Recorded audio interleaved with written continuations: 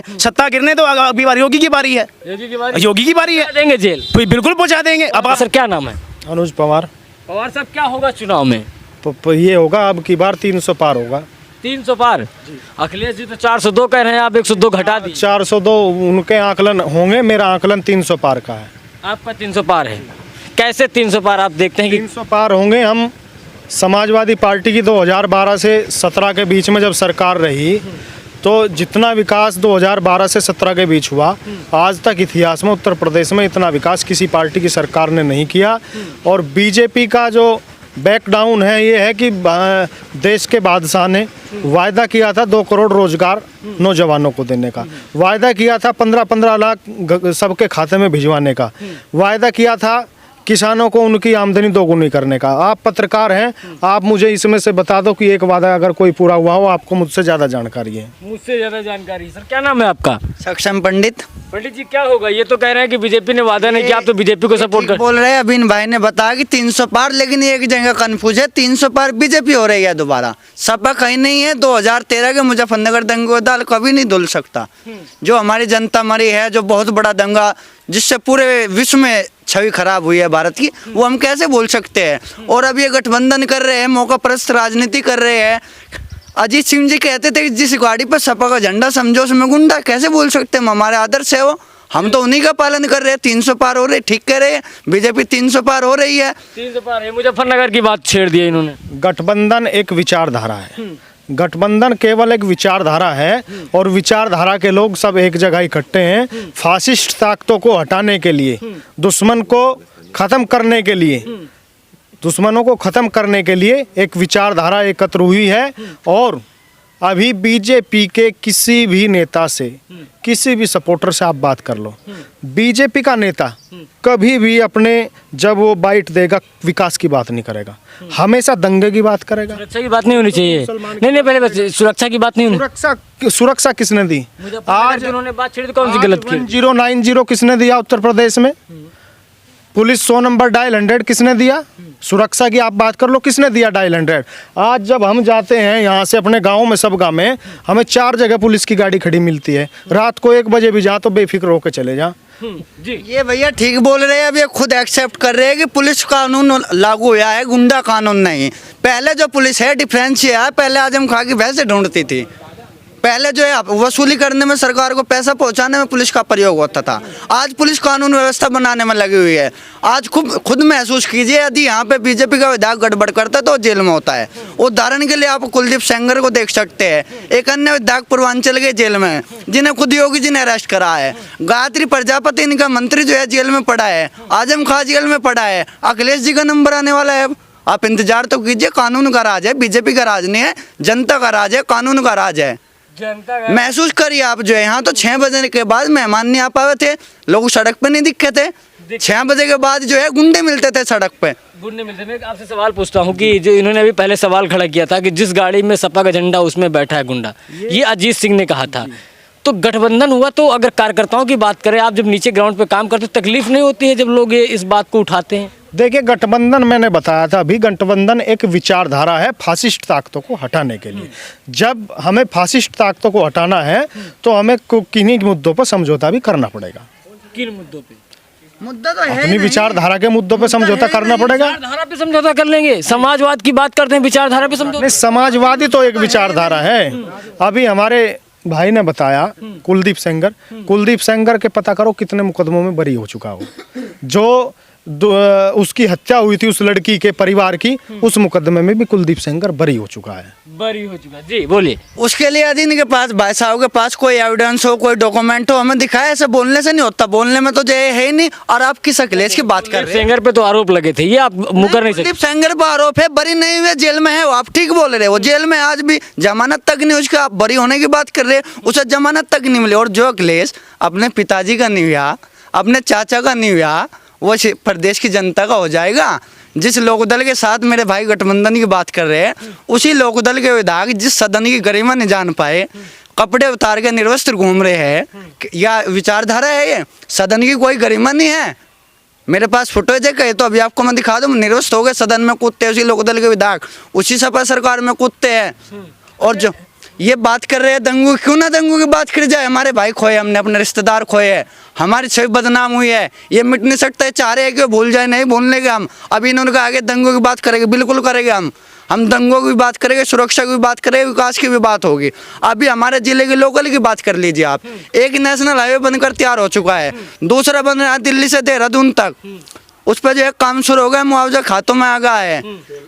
खातों में आ गया 700 करोड़ रुपए का स्पोर्ट्स यूनिवर्सिटी अभी दे गए हमसे मात्र 30 किलोमीटर की दूरी पर मोदी जी। 30 किलोमीटर। देखिए उन्होंने दंगों की बात आपने मोड़ दिया विकास पे, मामला चाहे जो हो। पहले मैं कुलदीप सेंगर की बात करूंगा।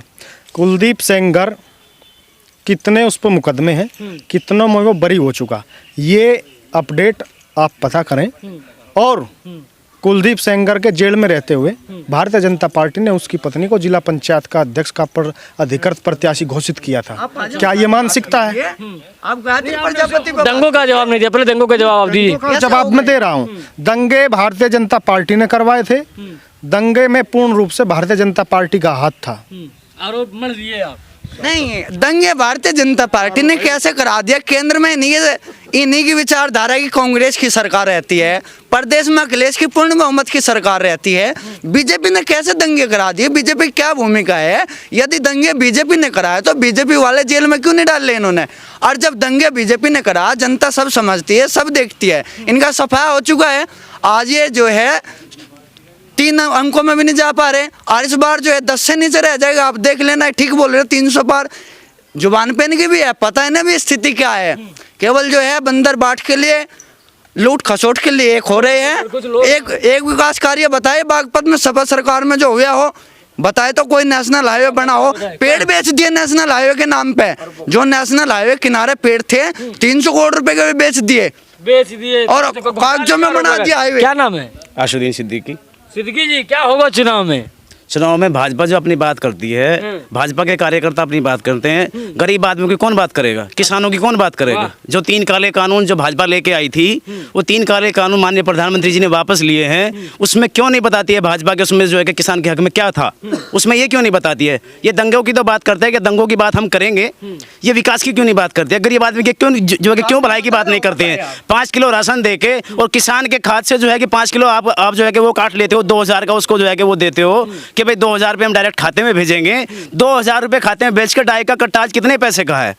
डाई के कट्टे के लिए लाइन में लगे हैं लोग, वहाँ सिर फुटाते हैं लोग। एक चीज पूछता हूँ आपसे वैसे सिद्दीकी साहब जी, ओवैसी जी मैदान में हैं जी, तो कैसे समीकरण बैठेगा? अल्पसंख्यकों के वोट को ललकार रहे हैं, भड़का रहे हैं, तो फिर क्या आप तो सपा की बातें कर रहे हैं? सपा की बातें इसलिए कर रहे हैं, जो सपा जो राजनीति करती है, सपा का जो शासन चलता है, सपा के शासन में सब बराबर होता है। ये नहीं होता कि हम मुसलमान हैं हमारे लिए सब कुछ होगा।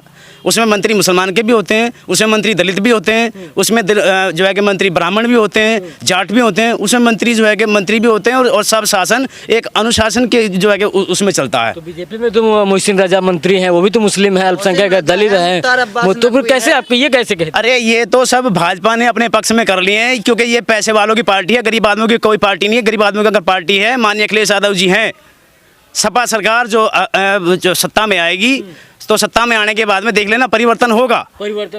लेकिन एक आरोप ओवैसी साहब लगाते हैं समाजवादी पार्टी पे कि आजम खान जेल में हैं, छुड़वाने नहीं गए, मिलने नहीं गए, मुस्लिम हैं, अल्पसंख्यक हैं, तो इस पर आप क्या कहेंगे? इस पे हम ये कहेंगे, जैसा कि उन पे मुकदमे हैं, उन पे मुकदमे के कारण भाई उनकी भैंस चोरी हो गई, ये कोई मुकदमा है? मुर्गी चोरी हो गई, ये कोई मुकदमा है? तो आप आजम खान के साथ नहीं खड़े हैं? आजम खान के साथ खड़े हैं, आजम खान के साथ खड़े हैं। माने योगी जी अपने मुकदमे खुद देख लें, कितने मुकदमे उनके ऊपर हैं। सरकार गिरेगी तब देख लेना। वो तो अखिलेश यादव जी के बारे में बता रहे हैं, वो तो अखिलेश यादव जी के बारे में बता रहे हैं, अखिलेश यादव जी जेल जाएंगे, अब की बार उनकी बारी है। सत्ता गिरने तो अब की बार योगी की बारी है, योगी की बारी है, देंगे जेल, बिल्कुल पहुंचा देंगे। अब आप देंगे जी, ये बिल्कुल ठीक बोल रहे हैं, सही कह रहे हैं। अखिलेश की बारी है, योगी जी को तो ये भेज चुके हैं पहले ही, और वो बरी हुए उस केस में, ये उसको केस में बरी हुए है। ये इनके पास विकास की बात है नहीं है, जाति की बात करेंगे, हम जाति की बात ही नहीं करते। ये भाई साहब बोल रहे हैं कि 2000 रुपये दिए, हम दे रहे हैं, हम राशन दे रहे हैं। जिस परिवार के पास रोजगार नहीं है, जिसके पास कोई कमाने वाला नहीं है, उससे जाके पूछे महीने में जिसके पास 20 धड़ी राशन आता है, 2 बार दे रहे हैं हम। पिछले लगभग 18 महीने से हम महीने में 2 बार राशन दे रही है सरकार। और मजदूरों को जो है कोरोना काल में, जब पूरे विश्व में तबाही मची, अमेरिका जैसे देशों में तबाही मची, हमारे यूपी में आप देख लीजिए।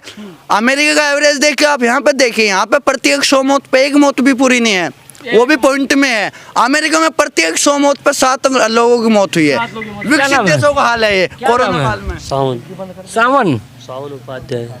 सावन जी कब बरसेंगे आप, मतलब वोट कैसे देंगे, किस मतलब क्या सोचकर इस बार वोट डालेंगे?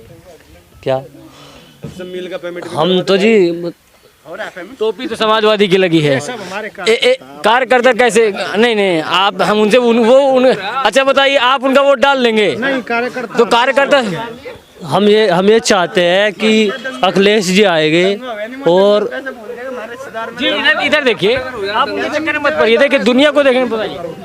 हमें चाहते हैं जी अखिलेश जी आएंगे और युवाओं को रोजगार देंगे तो हमें भी रोजगार मिलने के आसार रहेंगे।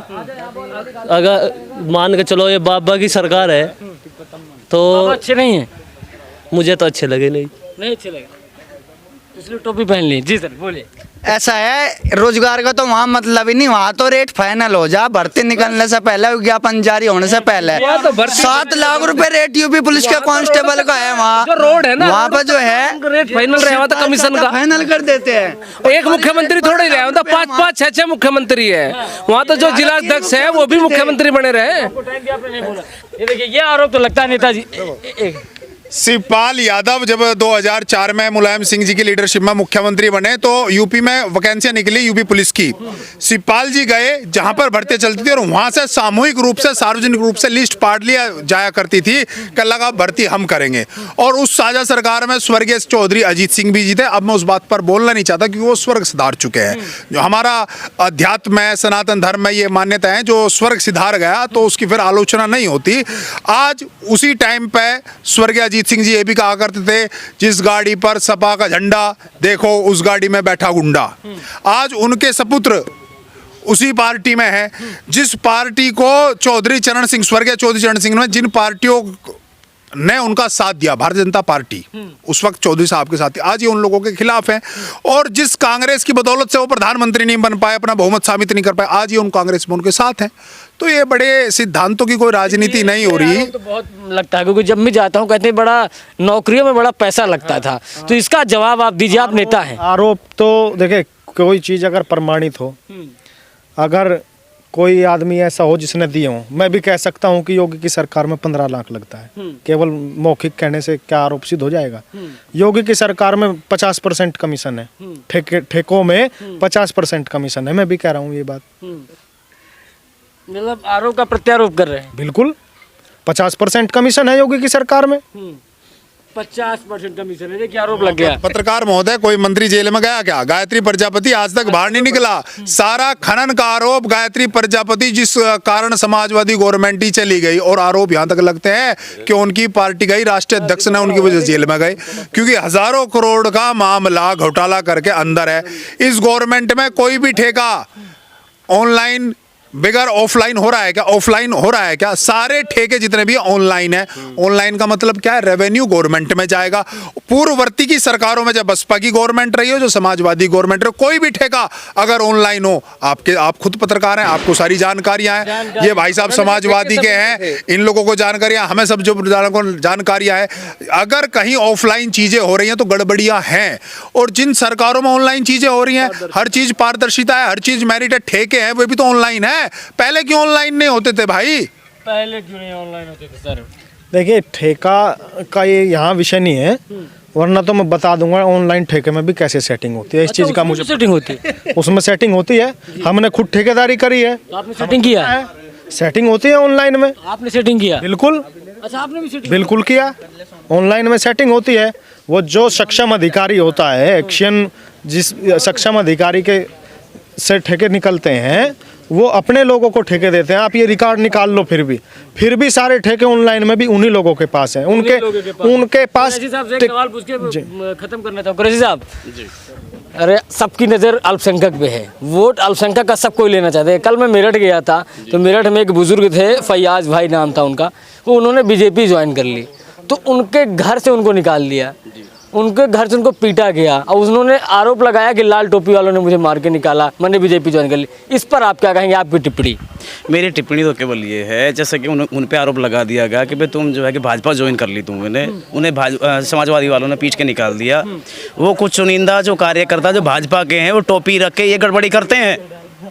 भाजपा करा रही है, अपने गुंडे छोड़ रही है भाजपा, क्योंकि अखिलेश यादव जी के बहुमत से भाजपा परेशान है। अच्छा। इतनी भीड़, उतना जन सैलाब माननीय अखिलेश यादव जी के पीछे है, केवल अकेले अखिलेश यादव जी मैदान में हैं। जयंत चौधरी जी पश्चिम में है। अच्छा। पूर्वी यूपी में चले जाओ आप, कोई से भी जिले में चले जाओ, जहाँ भी माननीय अखिलेश यादव जी का विजय रथ जाता है, विजय रथ यात्रा उनकी निकल रही है, जहाँ भी रथ जाता है लाखों करोड़ों की तादाद में लोग इकट्ठा होते हैं, करोड़ों की तादाद में। पत्रकार साहब अभी हाँ अभी हमारे छोटे भाई अनुज पवार इन्होंने कहा कि मैंने भी ठेके सेटिंग से करी। आप तो विपक्ष के लोग हैं और सत्ता 4.5 साल से भाजपा की चले। अगर भाजपा में ऐसे भ्रष्ट अधिकारी हैं तो इन्हें राष्ट्रीय सचिव अनुज पवार जी को उनका अधिकारी का नाम लेना चाहिए, आपकी सोशल साइट, आपकी मीडिया के माध्यम से उसका नाम। इन्हें क्या डर है, ये तो विपक्ष में है, ये सरकार को बदनाम क्यों नहीं कर रहे? जब इन्हें पता है सरकार में, तो उस अधिकारी का नाम ले कि उस अधिकारी ने मेरे से रुपए लिए और मैंने रुपए देकर ठेके लिए, तो उसका नाम ले। दूसरी बात, ये साहब बात कर रहे, जनाब बात कर रहे थे कि इस सरकार में लाल टोपी रखा भाजपा वाले गुंडागर्दी कर रहे। मैं ये कह रहा हूँ पिछले 25 साल 30 साल का रिकॉर्ड आप देख लीजिए, आपको खुद पता है ऐसी कौन सी सरकार रही कि जिसने माफियाओं पर बुलडोजर चला दिए, उनके घरों की कुर्की कर दी, चाहे बागपत जिला हो, चाहे पूरब का हो, चाहे अतीक अहमद हो, चाहे कुरैशी हो, चाहे कोई हिंदू, चाहे कोई सुनील राठी हो, चाहे कोई विकास दुबे ब्राह्मण हो। इस सरकार में चाहे कोई हिंदू चाहे मुसलमान हो, उन बड़े बड़े माफियाओं पे कंट्रोल हुआ है, लगाम कसी है। कोई समाजवादी गवर्नमेंट ने कभी कसी हो? समाजवादी गवर्नमेंट तो सांसद के एमपीओ के टिकट देती थी। मायावती बसपा गवर्नमेंट उन्हें एमपी एमएलए के टिकट देती थी, नॉमिनेट करती थी एमएलसी। भारतीय जनता पार्टी में ऐसा कौन सा बदमाश किस माफिया को करा जा रहा? विकास दुबे हो, उसकी एस्तेसी कर दी, लगाम कस दी। हमारे बागपत जिले के जितने क्राइम हो सबके घरों पर कुर्की चस्पा कर दी, सब अंदर है जेल में। चाहे कोई अतीक अहमद हो, जिनसे पहले मुख्यमंत्री डरते थे, आज इस मुख्यमंत्री के आगे वे सब पानी भर रहे, सब अंदर है। सर कुरैशी साहब आप कह रहे हैं, हम जवाब देंगे, दीजिए। मैं ये कहना चाहता हूँ, जैसा कि वो कह रहे हैं कि वो उन अधिकारियों का नाम क्यों नहीं लेते हैं। इस सरकार में सच बोलना गुनाह है। मैं तो सच बोल रहा हूँ, मुझे गुनाह नहीं। अगर हम सच बोलेंगे तो हम जेल जाएंगे। अच्छा। क्योंकि क्यों जाएंगे? कि सच बोलना गुनाह है ना। आप सच बोलना एक मिनट सर, अभी आप सच नहीं बोल रहे, जो भी बातें बोल रहे, झूठ बोल रहे, सच बोल रहे हैं। जिस अधिकारी का नाम पहले मुझे बताइए, आप सच बोल रहे हैं कि झूठ बोल रहे हैं? हम तो सच बोल रहे हैं। तो फिर कैसे गुनाह हो गया? अरे गुनाह है ना, भाजपा गुनाह मानती है ना। तो तुम तो आज अगर कोरोना के टाइम पे इतने रुपया इकट्ठा हुआ, इतने पैसे इकट्ठा हुए हैं, उसके नाम पे जो है कि ये कहते थे कि 15-15 लाख रुपए खाते में जाएंगे। हमने तो ये सोच लिया था कि भाई जो है कि 15-15 लाख रुपए इन्हीं में से। 15 लाख किसने कहा था पहले बताइए? इन्होंने भी सवाल खड़ा, किसने कहा था? माननीय मोदी जी ने कहा था। मुझे दिखाइए सबूत। क्या कब कहा था? अरे वो स्पीच है, वो निकाल लो आप तो। कहाँ है? अरे मैं पत्रकार तभी तो बोल रहा हूँ सर, कहाँ कहा था? वो तो जो है कि चुनाव के टाइम पे कहा था उन्होंने। सर किसने कहा था पहले मुझे बताइए, सबूत दीजिए। वो तो भाजपा वालों ने चलाया था। एक सेकंड, जो मैं कहना चाहता हूँ, उन्होंने कहा था कि, मेरी बात सुनिए, मैं आपको क्लियर कर दूं। उन्होंने कहा था कि अगर बाहर से जो विदेश में ब्लैक मनी है अगर आ गया तो हर भारतीय के खाते में 15 लाख रुपए होंगे, मतलब अगर वहां से ब्लैक मनी। ये बात कही। चलो यही सवाल है, ये क्यों नहीं आया अब तक? ये क्यों नहीं आया अब तक? ये क्यों नहीं आया? और ये नहीं आया जो कोरोना के टाइम पे पैसा इकट्ठा करा गया कोरोना का नाम लेके, तो जो है कि ये कहते थे, हमें तो ये भी पता लगा था कि भाई जो है कि तेल सस्ता हो जाएगा। अब तेल के रेट देख लो आप, डीजल पेट्रोल के रेट देख लो आप, गैस सिलेंडर के दाम देख लो आप, गैस सिलेंडर के दाम देख लो आप। जो फ्री सिलेंडर बांटे गए थे मोदी जी का नाम लेके, माननीय प्रधानमंत्री जी का नाम लेके सिलेंडर बांटे गए थे, वो सिलेंडर एक बार भर के जनता को मिला है। दूसरी बार वो अपनी जेब की कमाई से, अपने खून पसीने की कमाई से वो जो है उस सिलेंडर को नहीं भर पा रहा है। उस सिलेंडर को भर पाएगा तो दाल कहाँ से लाएगा? दाल कहाँ से लाएगा? तो वो फिर जो है खाद्य पदार्थ में तेल कहाँ से लाएगा? सरसों का तेल कहाँ से आएगा? या नहीं? महंगाई उठा रहे हैं। इस मुद्दे पे भाजपा बात नहीं करती है। भाजपा बात करती है कि हमने तो वो अधिकारी जेल भेज दिया, वो अधिकारी जेल भेज दिया। डायल 100 नंबर अखिलेश यादव जी ने दिया था, उसका नाम हटा के उन्होंने 112 कर दिया, या नहीं? 112 कर दिया। जी सर। आदरणीय पत्रकार साहब, महंगाई अगर एक मिनट भैया, एक मिनट शांत हो जाओ। अगर कहीं महंगाई है, अगर कहीं इन्होंने बताया पेट्रोल महंगा है, क्या उससे पहले कहीं मकान थे? आज पूरे देश में घूम लीजिए, अगर कोई बिगर मकान का हो, जिसे प्रधानमंत्री आवास की तरफ से मकान न मिले हो, आप कन्याकुमारी से जम्मू कश्मीर तक चले जाइए, अगर सड़कें ना बन रही हो, जहां हेलीकॉप्टर तक जाते थे पहाड़ों पर, जहां बॉर्डर पर हमारी आर्मी बॉर्डर पर रहती थी, वहां भी सड़कें नहीं थी, आज वहां भी सड़कें बन गई।